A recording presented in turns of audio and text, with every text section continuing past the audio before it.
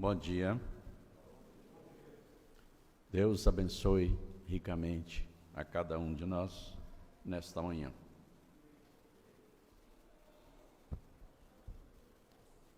Carta de Paulo aos Colossenses, capítulo 1.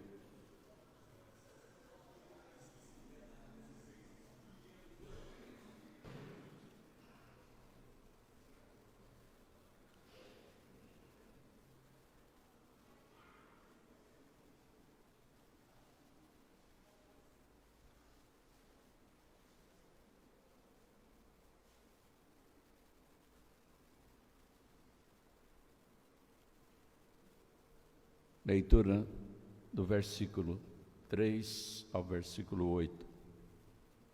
Colossenses, capítulo 1. Damos sempre graças a Deus, Pai de nosso Senhor Jesus Cristo, quando oramos por vós, desde que ouvimos da vossa fé em Cristo Jesus e do amor que tendes para com todos os santos, por causa da esperança que vos está preservada nos céus, da qual antes ouvistes pela palavra da verdade do Evangelho, que chegou até vós. Como também em todo o mundo está produzindo fruto e crescendo, tal acontece entre vós, desde o dia em que ouvistes e entendestes a graça de Deus na verdade, segundo fostes instruídos por Epáfras, nosso amado conservo, e quanto a vós outros, fiel ministro de Cristo, o qual também nos relatou do vosso amor no Espírito. Amém. Vamos orar. Altíssimo Deus e Pai, bendizemos o Teu nome pelas bênçãos que nos concederam a suficiência de fé, o bem-estar, a saúde para estarmos agora reunidos na Tua presença, no Teu santuário. Te agradecemos pela vida e pela fé de cada pessoa aqui que já crê. E te rogamos, Pai, que a Tua palavra traga todas as bênçãos que cada um necessita, especialmente salvação para aqueles que ainda não Te conhecem. E que a Tua palavra, Pai, nos console, nos conforte e produza em nós todos os frutos que a Tua glória merece. Pai, abre-nos as Tuas Escrituras e concede-nos a iluminação do entendimento e da compreensão pelo Teu Espírito Santo. Nós oramos em nome de Jesus. Amém.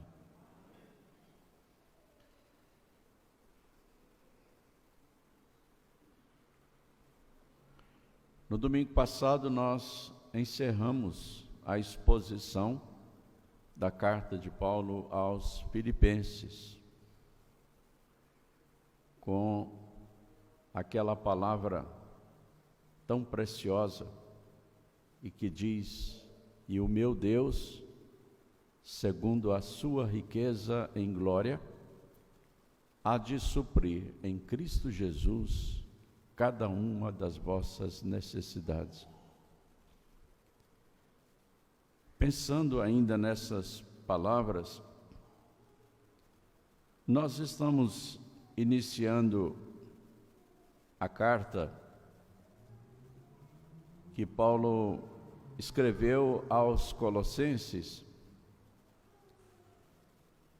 se alegrando pelo fato de que aqueles irmãos estavam prosperando na vida de fé, na vida de amor, com base na esperança que eles tinham em Cristo Jesus. E que entre eles o Evangelho estava crescendo e dando frutos, assim como estava acontecendo por toda parte. Ou seja, Deus estava abençoando ricamente aquela igreja, segundo a sua riqueza em glória. Estava suprindo as necessidades daquela igreja, com toda a sua fidelidade.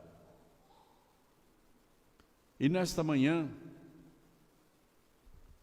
nós vamos meditar exatamente a respeito do poder do Evangelho, que tanto prazer, tanta alegria trouxe para Paulo com relação tanto aos filipenses, quanto agora com relação aos colossenses. E durante a mensagem nós vamos também nos lembrar de outros lugares onde o Evangelho prosperou e prevaleceu, para que nós nos lembremos, irmãos, de que todos nós estamos debaixo da graça e do poder do Evangelho. O poder do Evangelho é irresistível. Nada pode resistir ao Evangelho de tal maneira que impeça o avanço do Evangelho. Quando Deus derrama o Evangelho no coração de alguém, não há como essa pessoa resistir. O Evangelho, ele quebranta, ele quebra as cadeias da escravidão do pecado, ele liberta, ele transforma, ele salva, ele cura.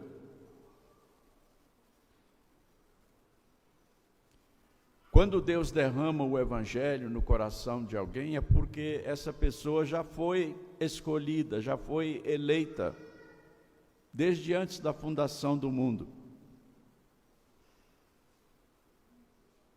É diferente daqueles que simplesmente escutam a mensagem do Evangelho e, como nós costumamos dizer, entra por um ouvido e sai pelo outro. Quando o Evangelho é pregado, ele é comunicado pelo Espírito Santo de Deus ao coração daquele que foi escolhido. Não há nenhum tipo de barreira que impeça a conversão, a transformação do coração. Quando Paulo chegou à cidade de Éfeso,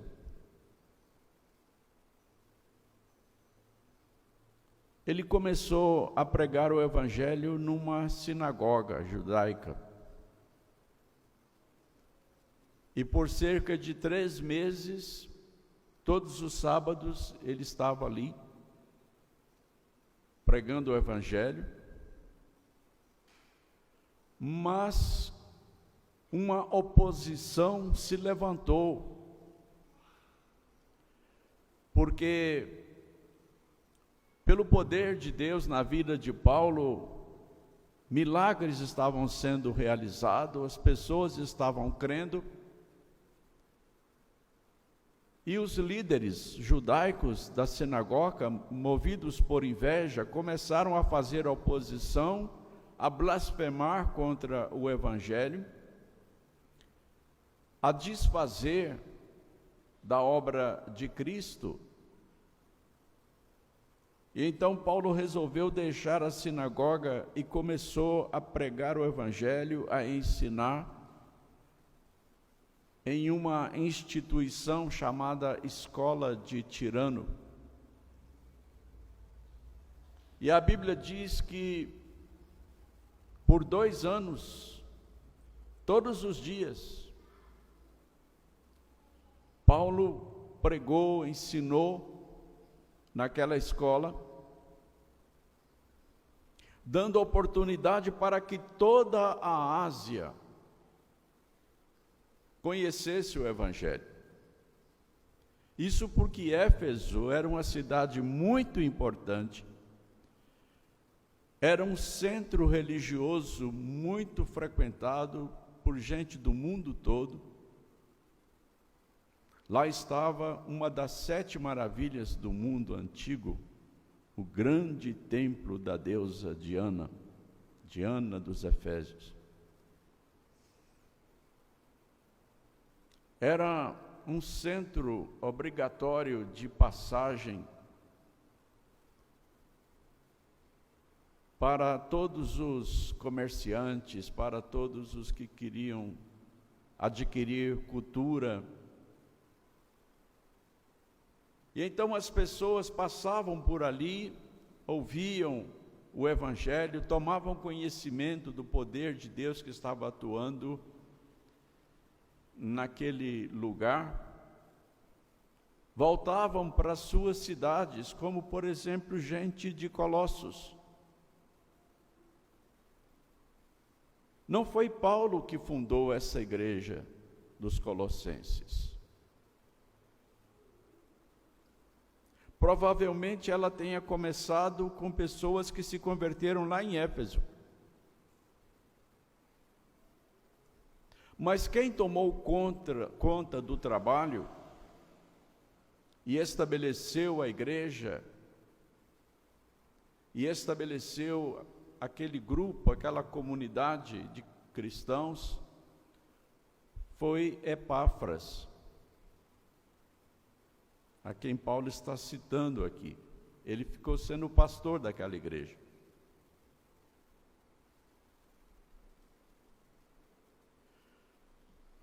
E na cidade de Éfeso, aconteceu algo extraordinário que o livro de Atos nos relata.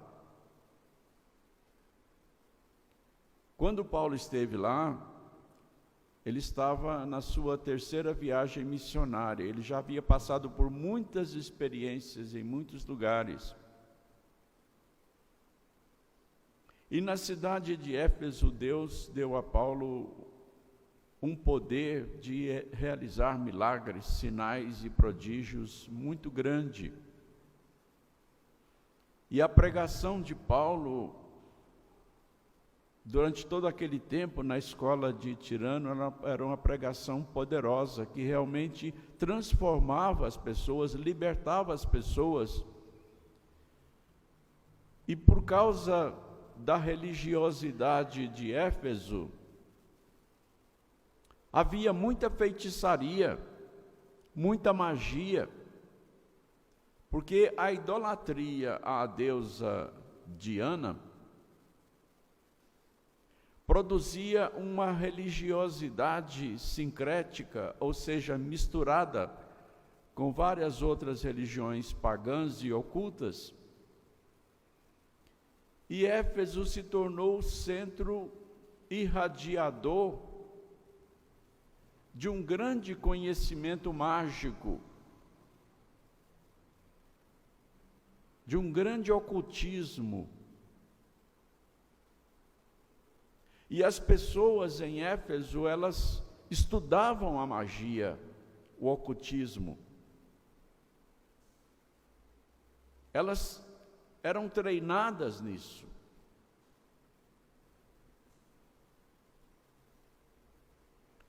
E aí, no relato lá de Atos, diz que essas pessoas começaram a se converter em multidões.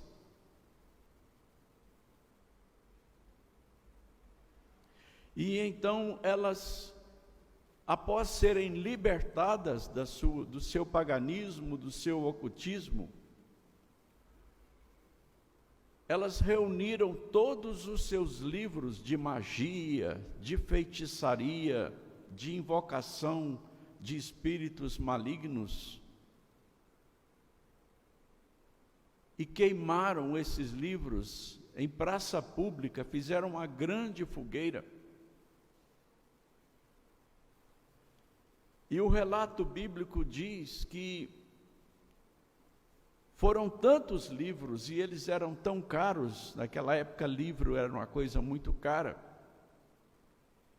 que a soma dos livros que foram queimados correspondia a 50.000 denários. Para os irmãos terem uma ideia desse valor, 50.000 denários daria para pagar o salário de um trabalhador todos os dias, sem interrupção, durante 140 anos. E as pessoas queimaram isso tudo. Libertadas, resgatadas da sua superstição, das suas magias, do seu ocultismo, do seu paganismo, e isso pelo poder do Evangelho. E esse relato lá em Atos termina dizendo: assim a palavra do Senhor crescia e prevalecia poderosamente. A palavra do Senhor crescia e prevalecia poderosamente. É o poder do Evangelho.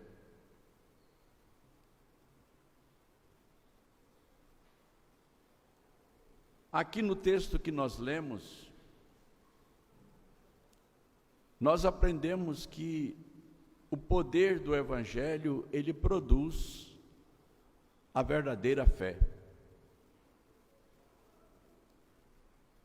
Mas o que é fé?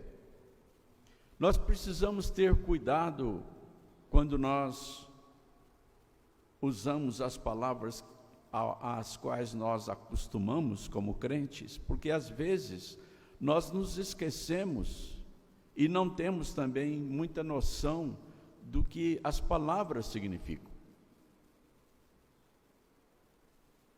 Nós aprendemos a conhecer a palavra fé, usamos a palavra fé, sabemos alguns versículos com a palavra fé,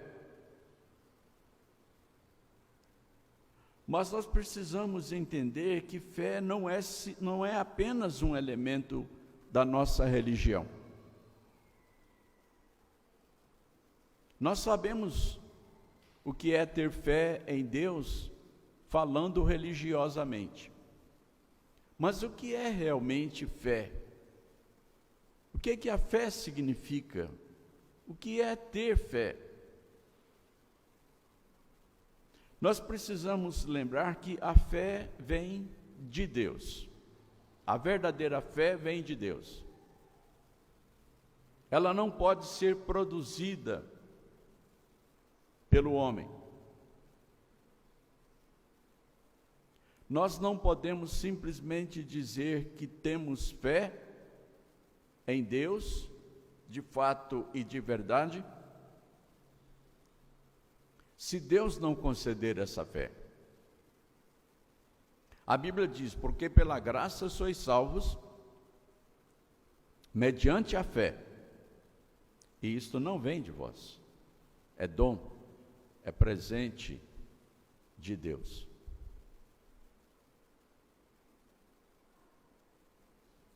Se fosse algo que o homem pudesse criar em si mesmo, qualquer pessoa poderia ter fé.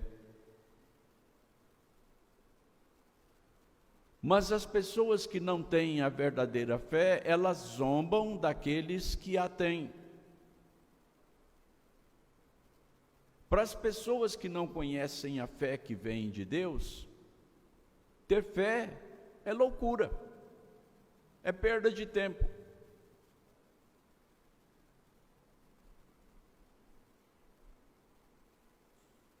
A fé, ela é um dom de Deus para nos trazer o conhecimento de quem é Deus e do que Ele realizou para nos salvar dos nossos pecados. Quando uma pessoa recebe a fé que vem de Deus, ela passa a conhecer a Deus, a conhecer a si mesma e a conhecer a realidade de todas as coisas, a verdadeira realidade de todas as coisas. A pessoa passa a entender como as coisas acontecem e por que elas acontecem. A pessoa passa a entender de onde ela veio, por que é que está aqui e para onde ela vai.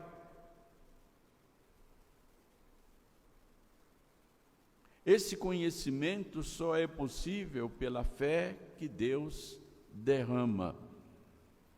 Então, a fé, ela é um conhecimento especial de Deus e que leva a pessoa a querer viver para Deus. E isso transforma o coração. Isso leva a pessoa a se envolver com Deus de uma maneira completa. Leva a pessoa a renunciar a tudo para adorar unicamente a Deus, servi-lo, amá-lo, segui-lo. Dar a vida a Ele. Isso é fé.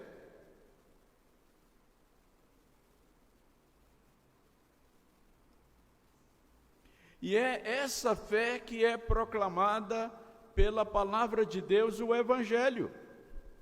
O Evangelho é o Evangelho da fé.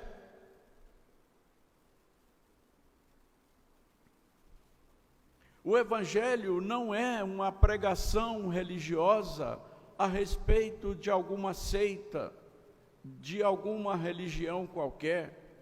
O Evangelho é a palavra de Deus, a palavra que criou todas as coisas. Uma palavra que transforma, uma palavra que liberta, uma palavra que cura, uma palavra que dá sentido à vida, que dá significado à existência humana.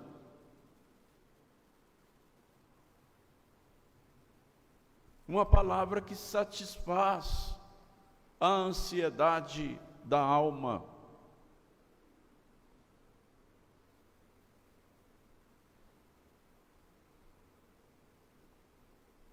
Portanto, a fé é salvação. Quando uma pessoa recebe a fé, ela se volta para Deus, crê em Jesus Cristo, o Filho de Deus, que Deus enviou para nos salvar, e aí então ela está salva. Fé é salvação, é vida eterna.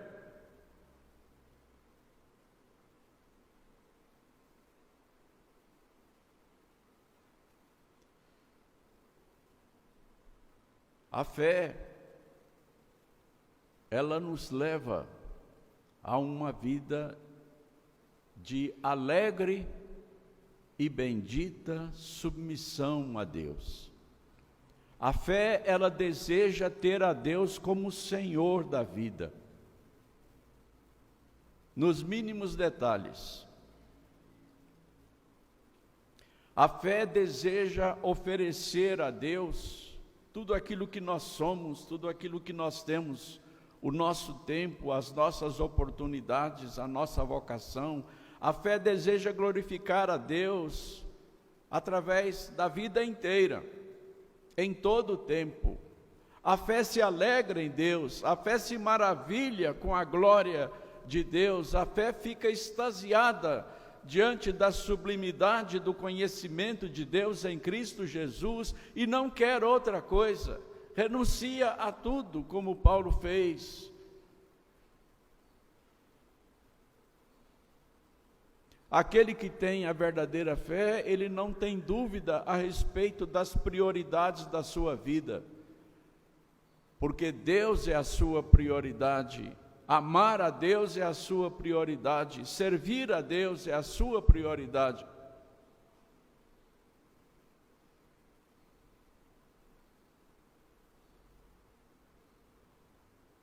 A Bíblia diz: sujeitai-vos a Deus, mas resisti ao diabo e ele fugirá de vós.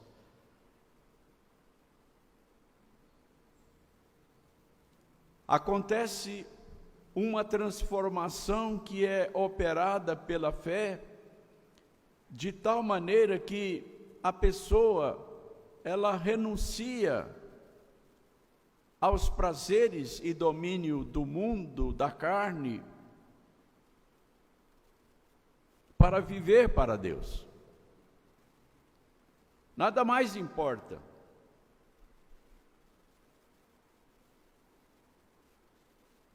E há no coração da pessoa que tem a verdadeira fé um desejo de glorificar a Deus através da sua vida, de glorificar a Deus na sua mente, no seu cérebro,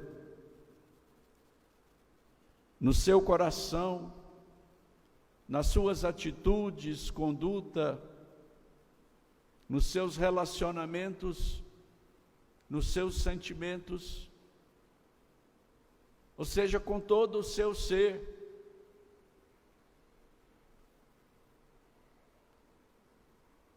E essa submissão ao senhorio de Deus e de Cristo é uma disposição alegre, prazerosa, cuja alegria e cujo prazer vai aumentando na medida em que a pessoa, pela fé, vai conhecendo cada vez mais a Deus e o seu amor.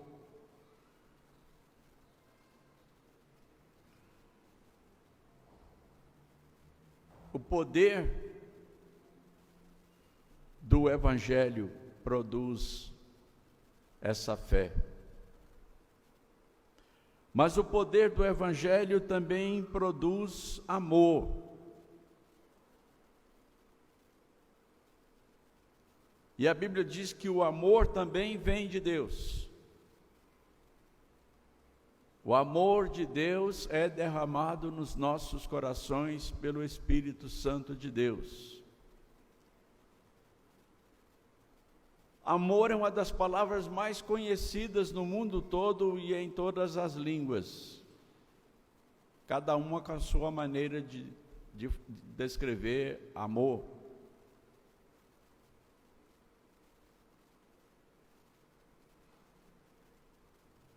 Os filósofos sempre indagaram: existe amor?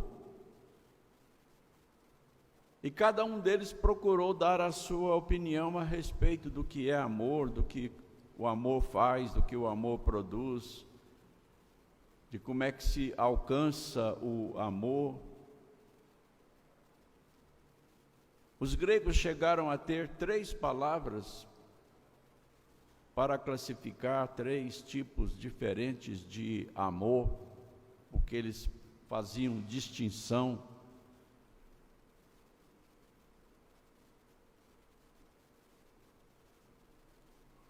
Mas a Bíblia nos ensina que o verdadeiro amor só é possível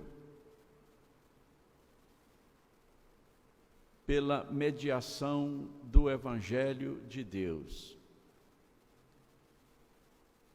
A palavra de Deus, ela produz em nós o verdadeiro amor. E nós conhecemos o verdadeiro amor quando nós amamos a Deus. E a Bíblia diz que nós amamos a Deus porque Ele nos amou primeiro. Nós não poderíamos conhecer o amor se Deus não nos tivesse amado. E o amor de Deus por nós, ele é revelado através de Jesus Cristo e do sacrifício de Cristo pela vontade de Deus, derramando o seu sangue em nosso favor, para nos purificar dos nossos pecados, para nos reconciliar com Deus. O verdadeiro amor, portanto, não é apenas um sentimento, é algo que foi realizado por um coração cheio, transbordante de amor. O amor, ele se entrega. O amor, ele se sacrifica. E Deus se sacrificou por nós em Jesus Cristo. A Bíblia diz que Deus estava em Cristo reconciliando consigo o mundo, não imputando aos homens as suas transgressões. A Bíblia diz que Deus amou o mundo de tal maneira que deu seu Filho unigênito, para que todo aquele que nele crê não pereça, mas tenha a vida eterna.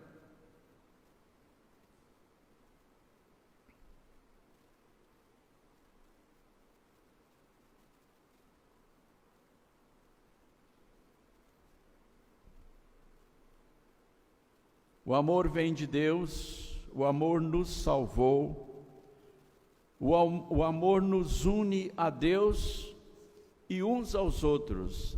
A Bíblia diz que o amor é o vínculo da perfeição.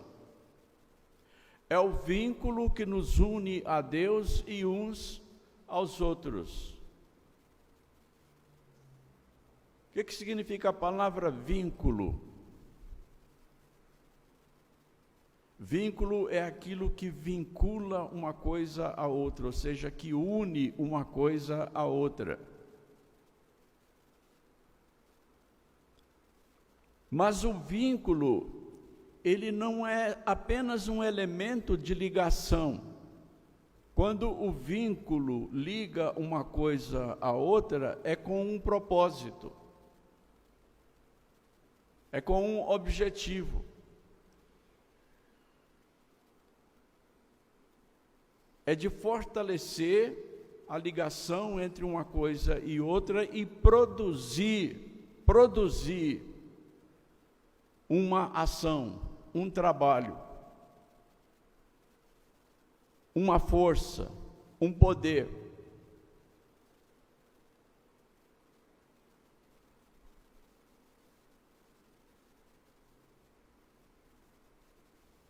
O Evangelho, ele produz o amor porque ele é a palavra de Deus que nos fala do amor de Deus para conosco.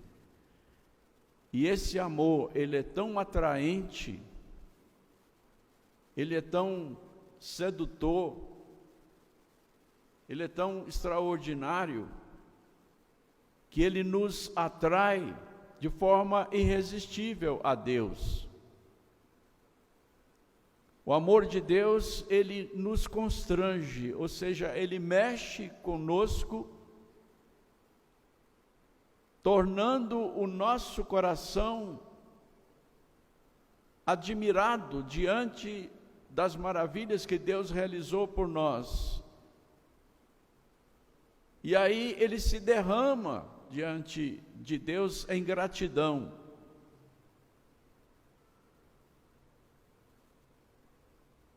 Quando nós entendemos o amor de Deus por nós, a vontade que nós temos, o impulso que nós temos é de correr e dar um abraço bem apertado em Deus e ficar abraçado a Ele, agradecendo.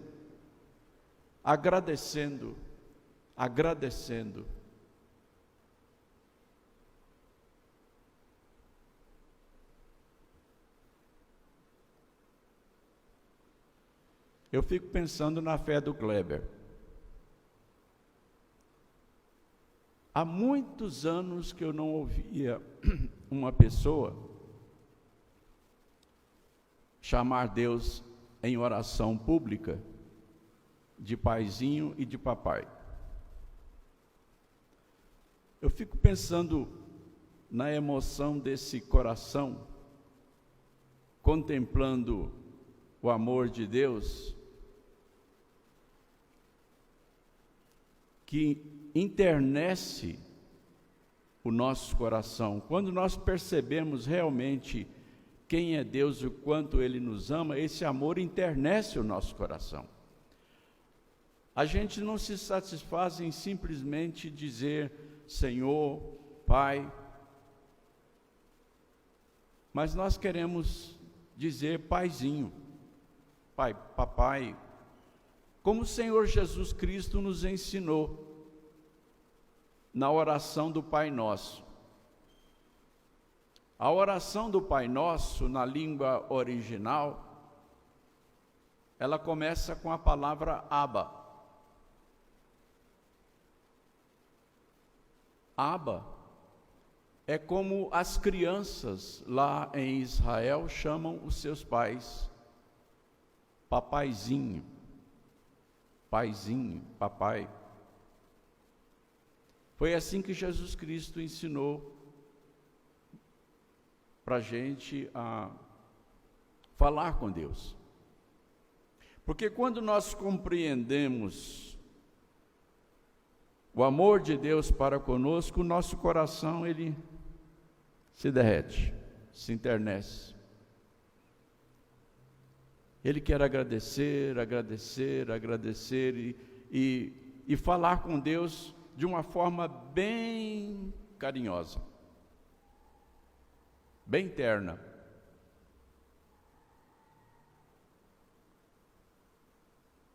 E esse mesmo amor que Deus derramou nos nossos corações, ele se espalha para que nós amemos uns aos outros também internamente, entranhavelmente. A Bíblia diz que nós devemos amar-nos uns aos outros entranhavelmente.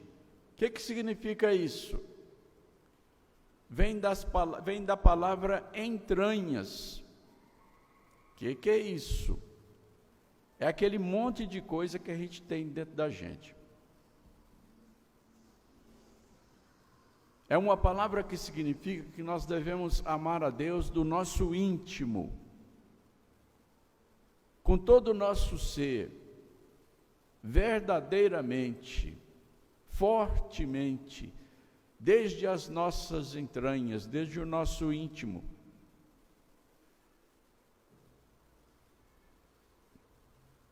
E esse amor, diz a Bíblia, é forte como a morte.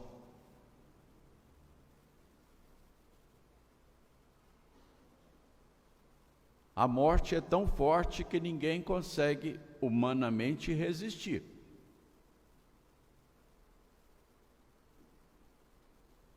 Teve uma rainha da Inglaterra que, no seu leito de morte, ela prometeu para o seu médico que daria para ele metade do seu reino se ele a curasse, se ele a livrasse da morte. Não deu.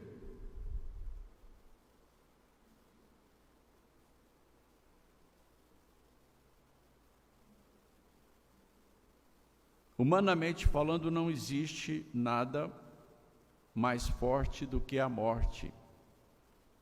E a Bíblia diz que o último inimigo a ser derrotado é a morte. E isso vai acontecer na nossa ressurreição final. Até lá, a morte vai continuar prevalecendo sobre a vida de todas as pessoas. Jesus Cristo se submeteu à experiência de morte por nós. Ele não precisava ter passado por isso, porque ele é mais poderoso do que a morte. Ele veio para destruir a morte.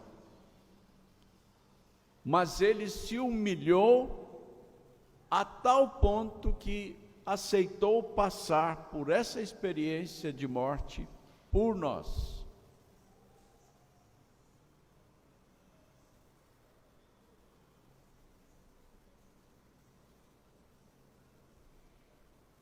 O amor prevaleceu sobre a morte para nos dar a vida eterna. Essa é a mensagem do Evangelho, e o Evangelho, ou seja, a palavra de Deus, produz esse amor que levou Jesus Cristo a morrer por nós.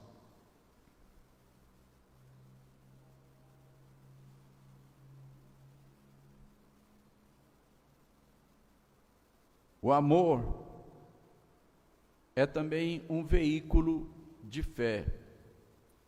A própria fé que Deus nos dá, ela se propaga através do amor. Quando nós comunicamos o Evangelho a alguém, o Evangelho da fé, nós o fazemos por amor às pessoas. Nós queremos que as pessoas conheçam o amor de Deus por elas. Então o Evangelho, ele produz essa fé que se dissemina, que se espalha. E o amor é fruto do Espírito. É o primeiro fruto do Espírito mencionado por Paulo na carta que ele escreveu aos Gálatas. Mas o fruto do Espírito é amor. E aí depois vem alegria, paz e etc. O Espírito Santo de Deus, atuando poderosamente em nós, ele produz esse amor que persiste em nós, que vence o nosso egoísmo, para que possamos amar-nos uns aos outros. O amor que vem do Evangelho que Deus nos deu, ele é invencível, ele é imortal, ele é imarcessível, ou seja, ele não murcha. Ele está sempre aceso dentro de nós pelo Espírito Santo de Deus e nos leva a orar uns pelos outros, a interceder uns pelos outros, a nos sacrificar uns pelos outros. O verdadeiro amor, ele é sacrificial. Ele faz com que nós nos preocupemos uns com os outros, com a situação uns dos outros, para fazer o bem uns aos outros, para nos consolarmos mutuamente, para nos alegrarmos com aqueles que se alegram e chorar com os que choram. É o Espírito Santo que sustenta esse amor, ele é fruto do Espírito, ou seja, ele é produzido pelo Espírito. E escrevendo aos Coríntios, Paulo fala que o amor é o mais excelente dom. E eu vos mostrarei um caminho sobremodo excelente. E ele começa a falar sobre o amor.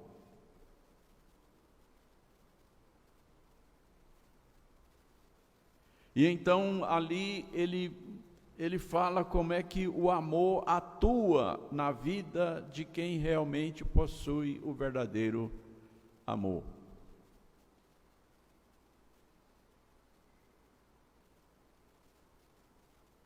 E ali então nós temos um retrato da verdadeira vida cristã, quando o amor domina sobre todos os demais sentimentos, o amor domina sobre o egoísmo, o amor domina sobre as paixões, sobre a inveja, sobre o ciúme. É o dom mais excelente. É mais excelente do que profecia, é mais excelente do que dom de línguas, é mais excelente do que dom de curar, é mais excelente do que o dom de realizar milagres, sinais, prodígios.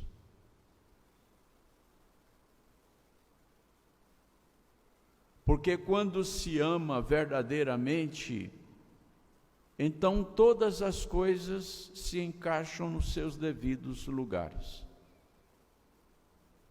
O amor, ele leva a vida a uma perfeita harmonia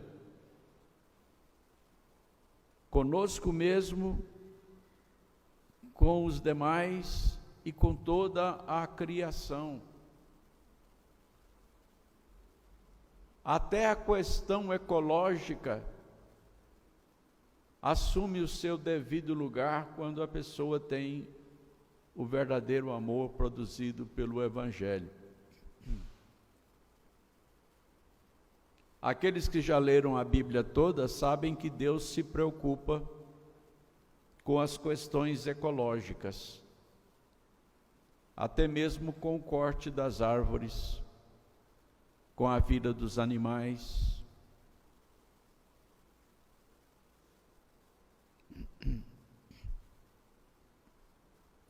E tudo assume o seu verdadeiro lugar quando a vida é governada pelo amor.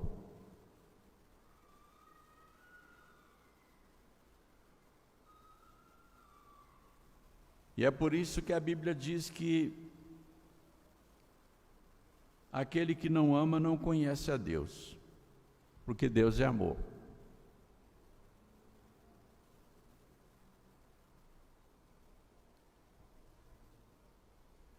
Eu quero encerrar nesta manhã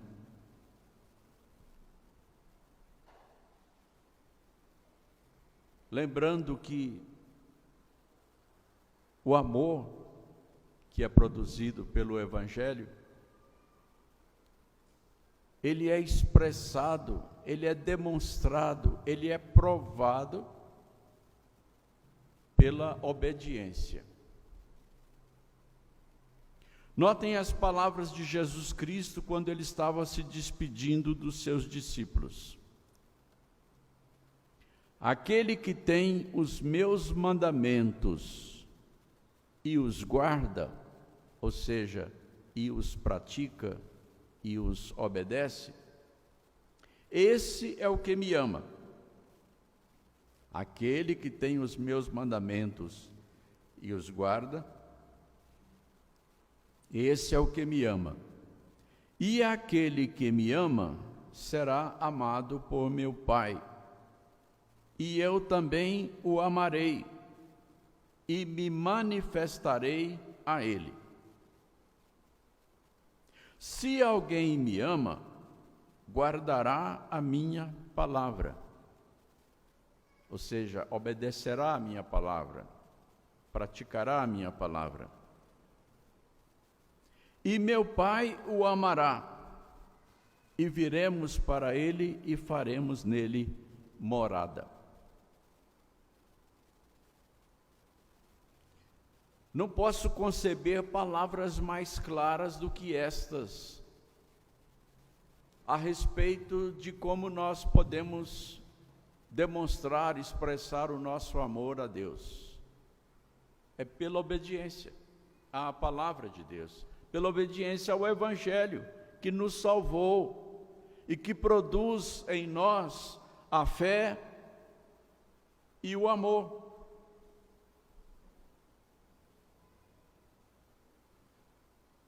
Aquele que tem os meus mandamentos e os guarda, esse é o que me ama.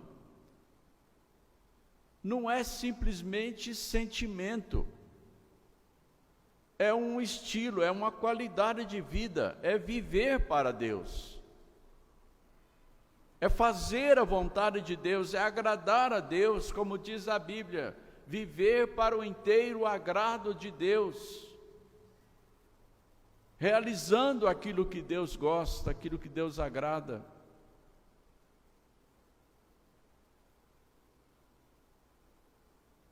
A verdadeira vida de fé é uma vida de gratidão a Deus, correspondendo ao amor com que Deus nos amou.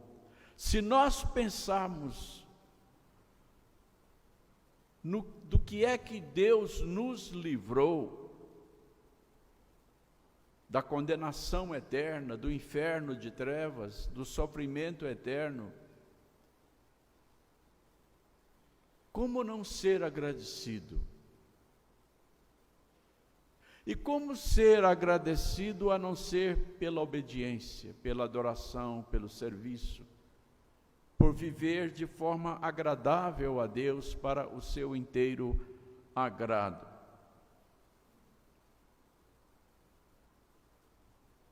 E uma das coisas que eu acho mais tocante nessas palavras é que Jesus diz que se alguém o ama, o seu Pai também o amará. E aí ele diz: e viremos para ele e faremos nele morada. É o céu na terra. O Pai, o Filho e o Espírito Santo fazendo morada em nós. O céu desce e habita conosco. Tem coisa melhor?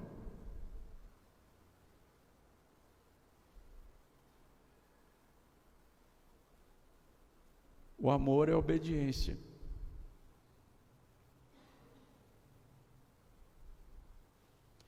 E a recompensa dessa obediência, desse amor, é a coisa mais maravilhosa, mais sublime, mais extraordinária que pode existir. Deus em nós, esperança da glória. Amém.